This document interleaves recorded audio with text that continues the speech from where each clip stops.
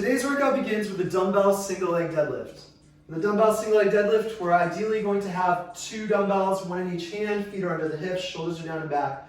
We start by reaching one straight leg back and lifting that heel up. That's going to tilt us over into position.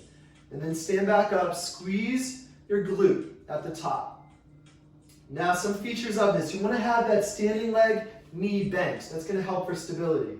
You also need to make sure that your center of your body is centered right over that standing foot. We're performing reps on one side and then the other side.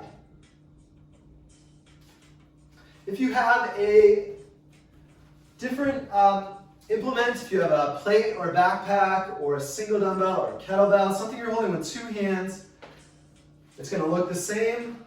We'll show it with a plate here. Just making sure you keep whatever implement you have right over that foot. Our second movement today is a tuck hang. Assuming you have a bar, you'll hang with a double overhand grip from the bar.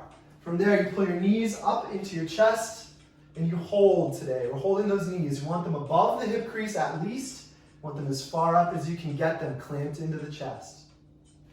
If you don't have a bar, our substitute for this is a lying hollow tuck hold. So we're going to do a full tuck to start. We pull the knees into the chest, arms to the sides.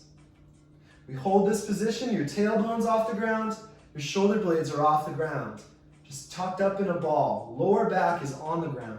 To make this more difficult, if this isn't challenging enough, we're going to have the arms reaching back past the ears without sacrificing that position. Your shoulder blades are still off the floor. Our third movement today is the jumping jack, the humble jumping jack. We're just going to hop our feet out to the sides and bring our hands up over our head. Just like that. Keep your core tight. Slide those feet out. You don't really need to jump, you just slide. Our fourth and final movement is the burpee. For the burpee, feet under the hips, push the hips back, bring the hands down to the floor, hop both feet back at the same time. Again, slide those feet back if you don't want to make noise in your home. From there, we're bringing the chest down to the floor, elbows in by the sides.